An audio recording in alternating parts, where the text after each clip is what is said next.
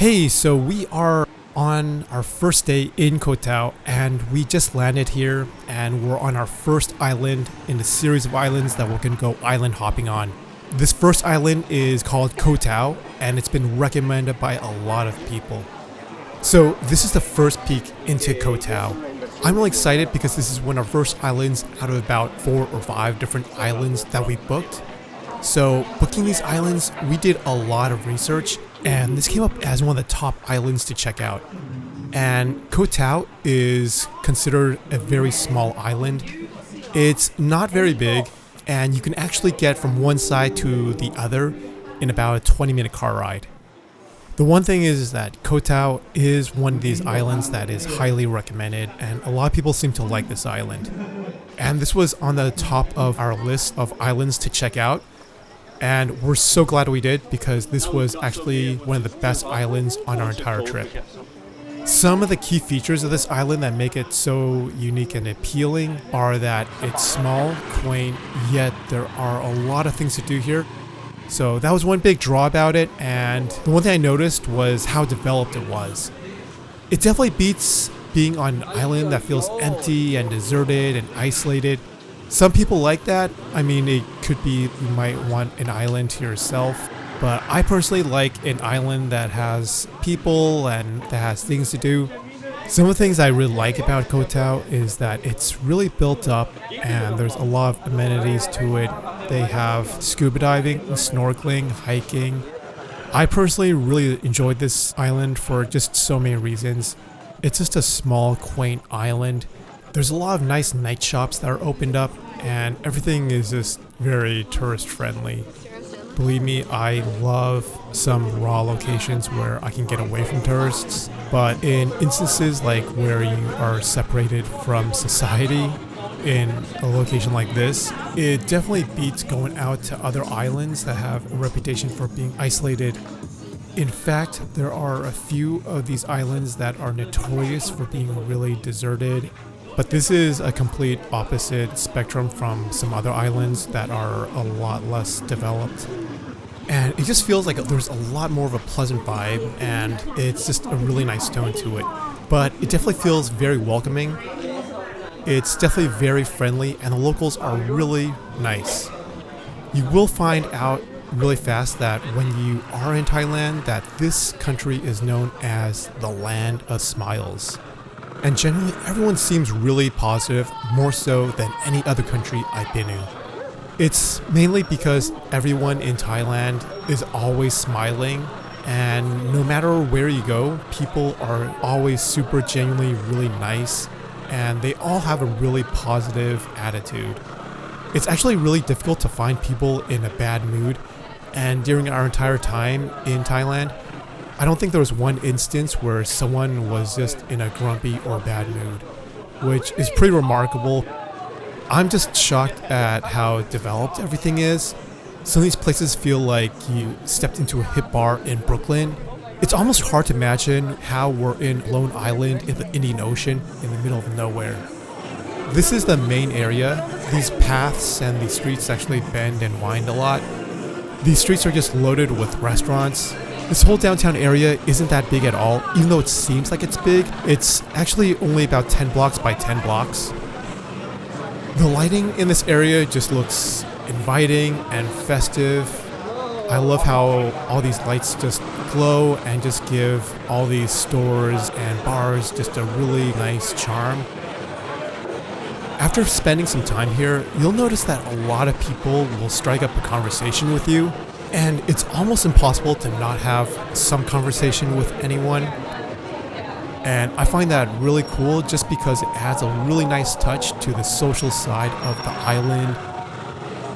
People are always inviting conversation, so that's what's really nice about it. I love how everything also just spills out into the street. None of these stores are enclosed or feel like they're separate from the street. It feels like everything is just integrated where it's almost mixed from the inside to the outside and you don't really get a sense of how things are just separate. That's what I really like about this area, and that's something I really like about Thailand in general. in that how things are integrated so well, and there's almost like this like really warm feeling about it where things don't feel like they're excluded or they're separate. Everything feels like it's just like mixed together in a really nice way. So this is just a really nice pleasant walk. As you can see, there are just so many places just open almost all hours. And I do like how there's a lot of people walking out here, and it definitely feels really safe. And the thing that you notice is that motorbikes are a huge thing in Thailand, and you can rent one out. A lot of people here are using motorbikes, and people love their bikes here. People are always using their bikes, and it's their main mode of transportation, whether you're a local, a foreigner, or a tourist.